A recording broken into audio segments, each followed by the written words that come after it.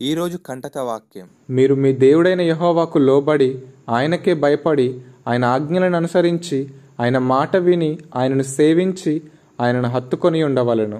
ద్వితీయోపదేశకాండము 13వ అధ్యాయం 4వ వచనం. ప్రియులారా, దేవుడు మోషేకి ప్రత్యక్షమై నేనున్నవాడను అనువాడనై ఉన్నానని చెప్పాను.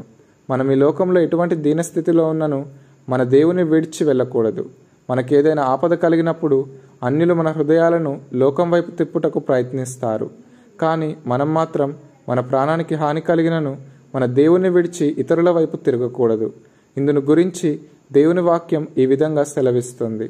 ప్రవక్తయే గాని కలలు కనువాడే గాని నీ మధ్య లేచి నీ ఎదుట సూచక క్రియనైనను మహత్కార్యమునైనను చేసి నీవు ఎరుగని ఇతర దేవతలను అనుసరించి పూజింతము రమ్మని చెప్పిన ఎడల అతడు నీతో చెప్పిన సూచక క్రియ గాని మహత్కార్యము గాని సంభవించినను ఆ ప్రవక్త మాటలను కలలు కనువాని మాటలను వినకూడదు.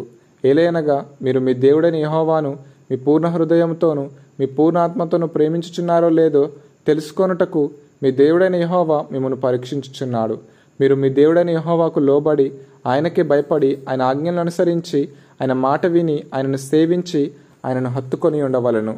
నీవు నడవవలనని నీ దేవుడైన యెహోవా నీకు ఆజ్ఞాపించిన మార్గంలో నుండి నిన్ను తొలగించినట్లు ఐగుప్తు దేశంలో నుండి మిమ్మల్ని రప్పించి దాస్యగృహంలో నుండి మిమ్మల్ని విడిపించిన మీ దేవుడైన యెహోవా మీద తిరుగుబాటు చేయుటకు మిమ్మల్ని ప్రేరేపించెను గనుక ఆ ప్రవక్తకేమి ఆ కలలు కన్నవానికేమి మరణశిక్ష విధింపవలను. అట్లు నీ మధ్య నుండి ఆ చెడుతనమును పరిహరింపవలను అని. ప్రియులారా, ఈ కాలంలో అనేకులు కలల మీద దర్శనాల మీద ఆధారపడి దేవుని వాక్యమును తృణీకరించే స్థితికి వెళ్ళిపోయారు.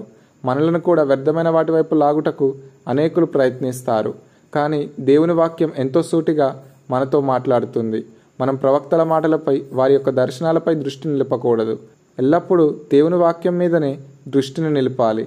అందుకే ప్రతిదినం దేవుని వాక్యాన్ని ధ్యానిస్తూ ఆ వాక్యానుసారముగా మాత్రమే జీవించుటకు ప్రయాసపడదాం. ఈ వాక్యము దేవుని విసర్జించే మాటలపై మనం దృష్టి పెట్టకూడదని మనకు తెలియజేస్తుంది. గనుక ఈ రోజంతా ఈ వాక్యాన్ని ధ్యానిస్తూ మనుషుల మాటలపై ఆధారపడకుండా దేవుని మాటపై ఆధారపడే వారమై జీవిద్దాం. అట్టి అనుభవంలోనికి దేవుడు మనలను నడుపునుగాక. ఆమేన్.